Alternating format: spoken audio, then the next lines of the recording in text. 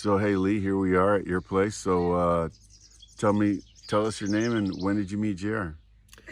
Well, I met JR when I was 16 years old, back in 1965. I was at a conference, a metaphysical conference held by Neva Dale Hunter. It was in Albuquerque. And I was there by myself. I was living with my family in Palo Alto, but they didn't make the trip, and I did. And that's where I met JR. Anyway, so I've known JR quite a while, and we've become... What year was it at? 1965. Wow. 65. In those early days, JR was just, I mean, he was always just a regular guy, but he was my best friend, and he allowed me to hang out with him. In 1967, I had just graduated high school, and I had hitchhiked to Minnesota to work a summer job with my uncle John, who was a contractor, and he decided that he needed the help, and he paid well, and I lived with him in his apartment and worked with him during the day. That lasted all summer. At the end of the summer, I gave JR the address, so he knew where I was, and he had been traveling throughout the United States as he does in his summer travels, and he would send me a postcard every now and then giving him an update of when he would be coming by. He said he was going to come by and pick me up and take me home. And so that was in late August. In Minnesota? In Minnesota, Minneapolis. He showed up, and we took off across the northern part of the United States. Made several tourist stops. One was in Mount Rushmore, one was in Yellowstone. In Seattle, we had lunch at the top of the Space Needle, and he bought me my lunch, which was really cool. Very memorable experiences. The last evening of that trip was spent in Portland, Oregon. And so there was a very interesting experience that, well, he shared with me during that stay in Portland. And we're going to go into the story of the iron and when he met the Lord on this, whatever, on the soul realm, but we've heard this before, so we're just getting another point of view. And last night we were talking and you said, no, I was there. Yeah, well, he talks about this in a seminar tape. And in that tape, he says that this incident took place, I think it was Independence, Missouri. And, but as I said, I was there, and it was in Portland.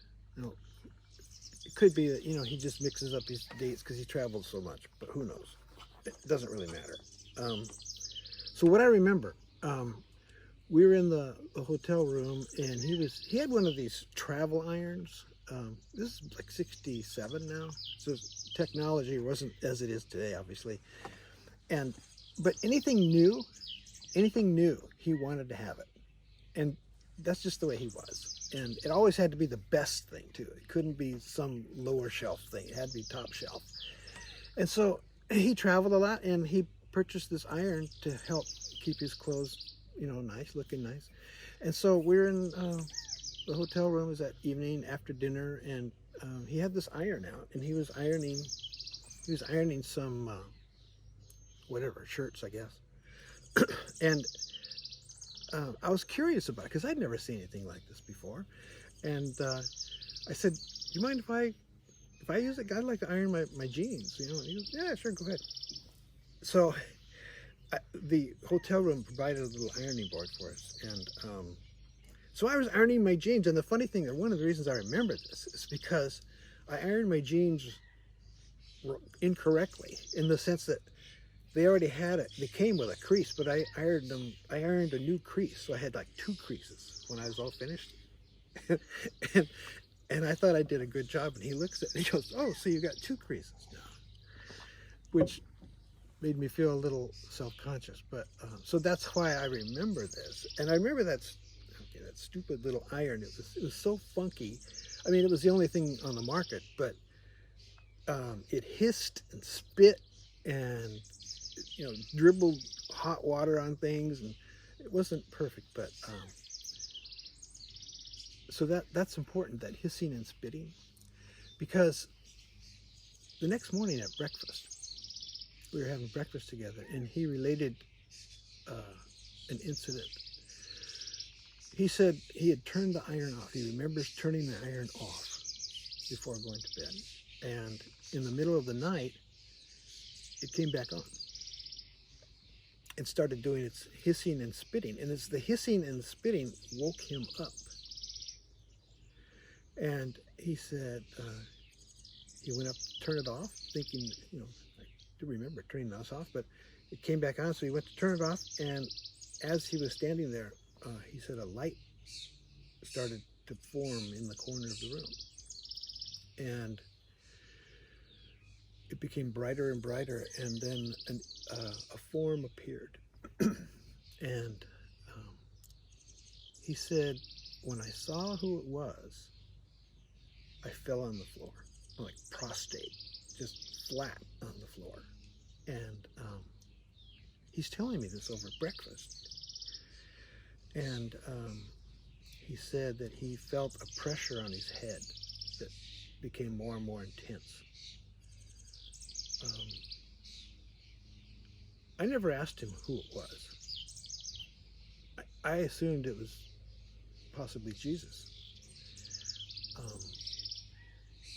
And it wasn't until I listened to the SAT many years ago, I mean after this, many years after this, after he had done the seminar, and I happened to listen to the seminar, that I recall that incident, as he explained it to me over breakfast. That's the one that happened in Portland. So that's really all I know. Did you have any questions or anything?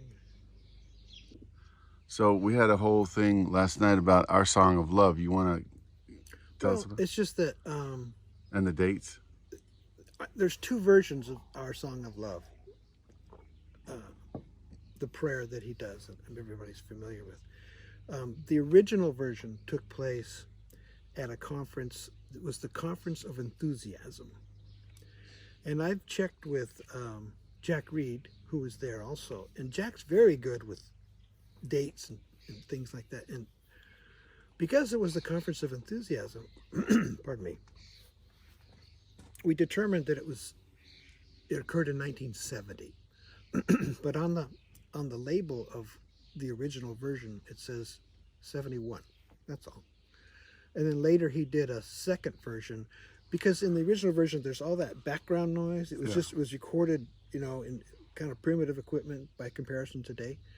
And there was like, he would do a little sniffing sometimes throughout the thing, and I guess he wasn't happy with it. I don't know. But to me, the original version is so much more precious, because it brings me right back there to when it happened, and it was just, he was just channeling, and it was just perfect. I mean, you said being in that room was incredible.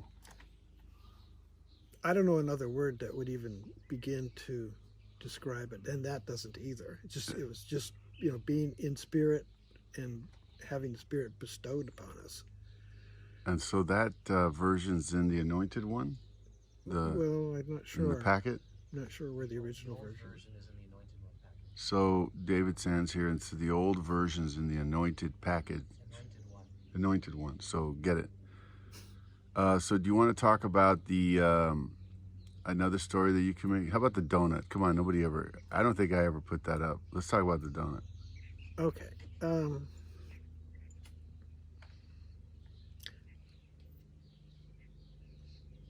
As I said, I met JR as a teenager, 16 years old, and I was living with my family in the Bay Area, and JR was, of course, in Southern California.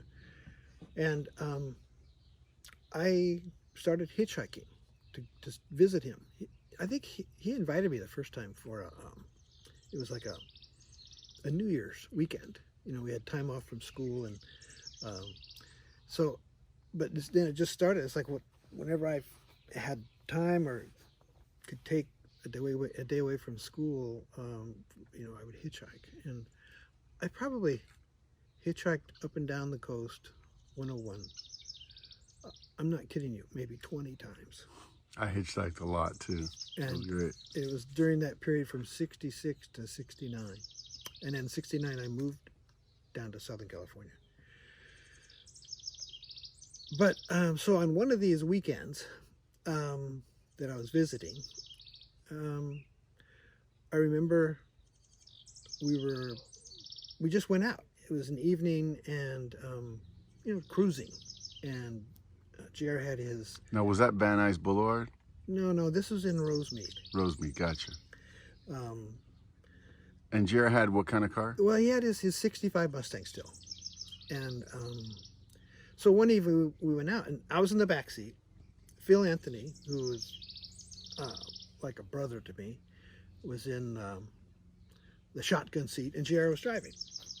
And so we're cruising around. The first place we stopped was this 24-hour donut shop. And the reason we stopped there is because one of his students at school was working there. And so JR just wanted to, I guess, make that connection and get some donuts too, because we all love the donuts. And so he comes back with this big pink box, it's like a dozen donuts. And we get back in the car, and I'm holding the box and flip open the lid, and these are like the most luscious donuts. It's not just the plain chocolate or the plain, peanut on them. These were the creamy ones. You like eclairs. Oh, right. These were the best. These are the most expensive ones that I would not buy myself. So I'm looking at these, and I'm practically drooling, And so we're cruising now. And I'm still kind of taking this all in. And I hear I'm vaguely aware that there's some conversation going on and some kind of commotion. and then Phil, Lee, give me a donut, quick! And I look up at him and, which one do you want? And he goes, out of frustration of the moment, he just reached over the back seat, he said, just give me anyone. He just pulled the donut out, and then suddenly I'm aware of what's going on, and he hands it to JR. And JR holds it like this, and we're speeding up. And it's like, oh, something's happening. And JR's cranking down the window. And we come up close to this car. It was like a lowrider car, low to the ground. It had gangster type guys in there. And so as we pull up, JR takes this greasy donut and flings it at the car. It hits the side of the car. And then, I don't remember exactly. It just seems like somehow we got out of there. And there was no other confrontation besides that. So we pulled over and when it came to a stop. And Phil is laughing so hard because apparently what had happened was this. While I was looking at the donuts and being totally oblivious, this lowrider car had pulled up alongside, and something was spoken, something was said, and they threw something at JR's car. I don't know what it was. This was kind of I heard kind of a thump, and so that started it, and so we had to get him back, So. And was it a glazed donut that went over there? It was some greasy thing that. And what year was that? 60? It had to have been 66. Wow. Well, thank you very much. I don't think if there's something else, just let us know. And anyway, is there anything you want to tell JR? That's how I always end. Oh, JR, you are in my heart, and I hope that I'm in yours. Okay, come on in here and say hi. Sit right there. Just say hi. There you go. And so Kay's also in the Mystical Traveler movie. There's 8mm of Lee and Kay's wedding, and Rick Green's in it. And anyway, say your name. And I'm Lee Clausen, and in the Mystical Traveler movie, at the very beginning, and also in the trailer, there's a scene where, or a picture where JR and Polly are sitting at the front of a picnic bench. And that was at our wedding. I think Nice. you took that picture. Yeah, that was after the wedding when people were milling around. Yeah. And you guys are long time earlier Kathy Jeffries Prana residents. Yeah, we were part of the original group that moved into Prana. Nice. Were you there for the purge? Yes, Oh sir. yeah. Nice. Yeah. And you survived? We survived. It was tense though. It was really tense times at Prana. And just can you give a quick update without, we don't want to get negative, but what happened? Oh. I remember we celebrated it, the 40th anniversary of Prana, Yes. and people spoke about it. JR just said he came in and what? I just remember that everyone was on tiptoes because everyone knew that it was happening, that there was meetings going on about who's going to stay and who's going to be kicked out, basically. Because eventually people broke rules, right? There was essential, were they People guidelines? got lazy. Got lazy. Yeah, People not got broke lazy. They rules. were not participating as. And we I'll don't put it want to this we way. don't want to name names, No, but go no, ahead. of course not. But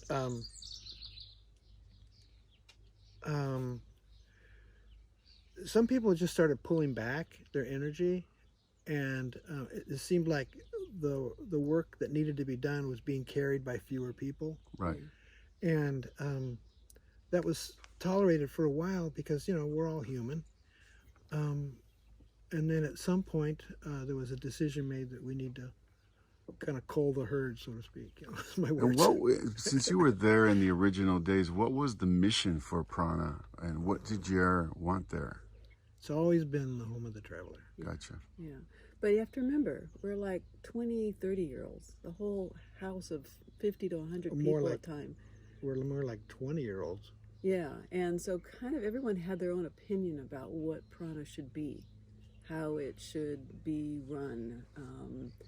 And so that's what I think got a lot of people into trouble, because they'd be like, I want to do it this way. No, I want to do it this way, or it should be done this way. And then And- Jared come around every week and straighten us out. Yeah. Kick butt at house meetings. Oh, boy, Yeah. did he ever. Yeah. Threatened And to close us down. Could you remember sort of the statement, the mission statement there that he might have said? No, I don't. Honestly, I don't. But Dharma was important. Every Saturday. Yep. Had to be there. Well, there's so much work to be done. Yeah, I know. I When- remember. I have when the the- photos. Everybody Yeah. was refixing it up. Yeah. Yeah. When MSIA acquired that property, I mean, it was quite a shambles, inside and out. Gotcha. Yeah. I focused mostly on the work that I did was mostly on the outside, because that was what I was good at. Yeah. Getting the landscaping looking The decent, landscaping, parking lot, and Parking lot, yeah. It was Yeah. just one thing after the next. It just seemed like it never stopped. but it also included the rooms. The rooms needed to be painted, or doors needed to be changed, or, Yeah. things like that. And it was just constant. Mhm. I remember I've never worked so hard in my life, but I got so much done. I really learned how to focus, because you also had to have a job. So, Yeah, that's the one thing about JR, right? He Yeah. wanted you to have a job. you had to be You had to be financially stable, Self-supporting, yeah. self-supporting.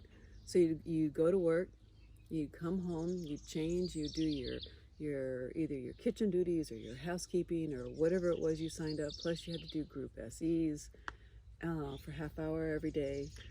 And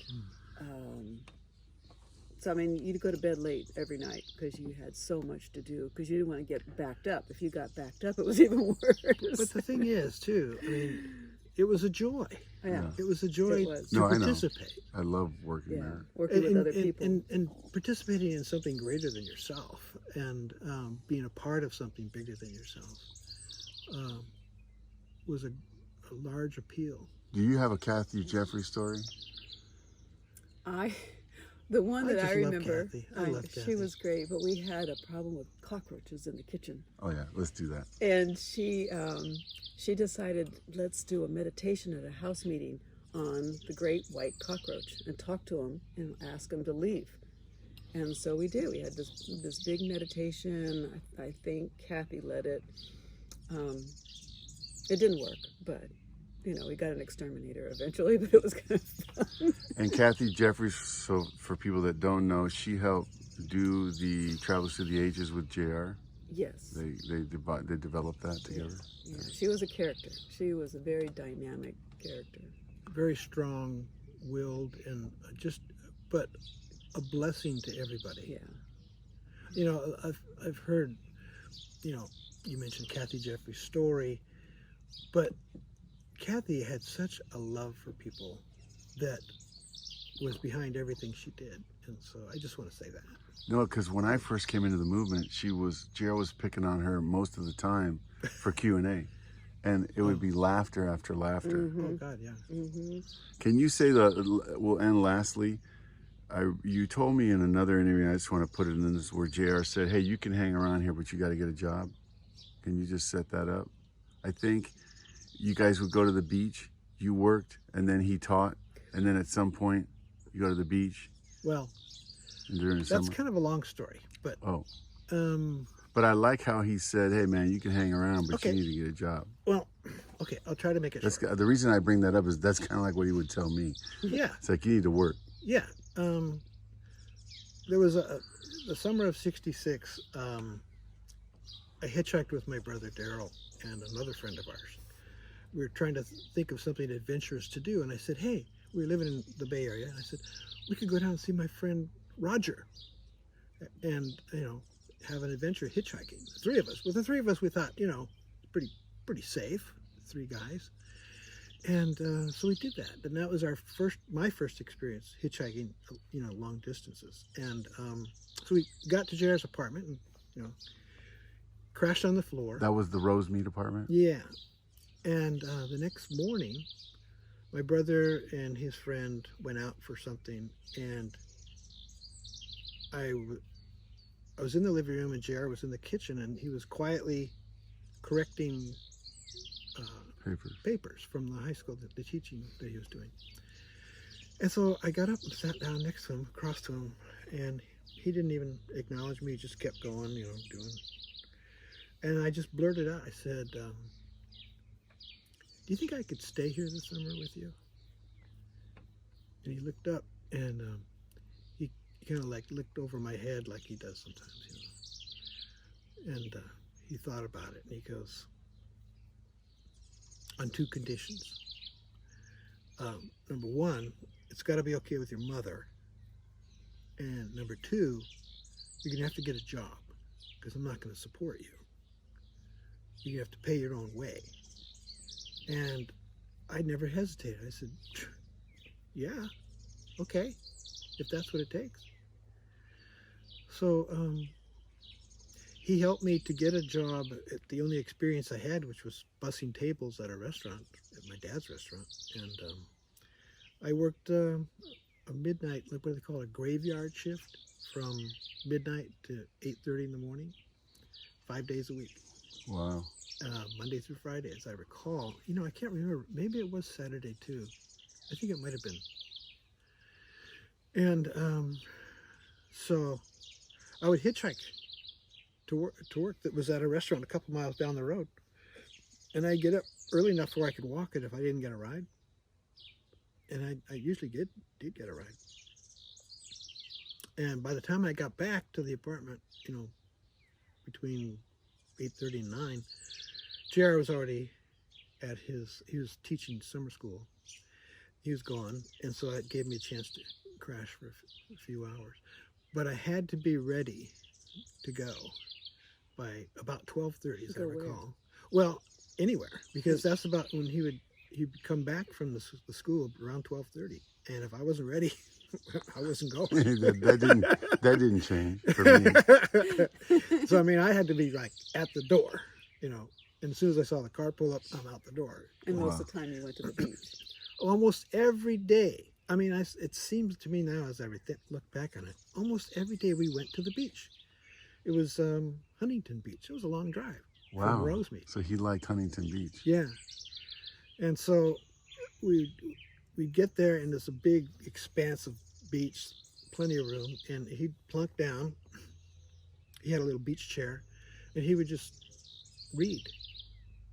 And Phil, who was frequently with him, and Phil and I were like brothers. I mean, we go body surfing, running up and down the beach. We had a lot of energy. We were, 16-year-old, 17-year-old maybe. And man, we had to get it out, so maybe that's why he took us to the beach. I don't know. And that was 66? 66, yeah. Wow. But the funny thing is, we would stay there for a few hours every day. He would sit in the sun, no umbrella, and no hat, and read. And he never got sunburned. Wow. Wow. All right, well, tell both of you, just say little things towards Jairus if he's looking, and we're going to end. Thank you so much for the stories. We're going to be setting up for the ministers' meeting. Yay. Love you, JR. You're definitely in my heart. Always. JR, you are my heart. God bless you. Thank you for letting us, hosting us, and love you guys. Love you too. Love you too.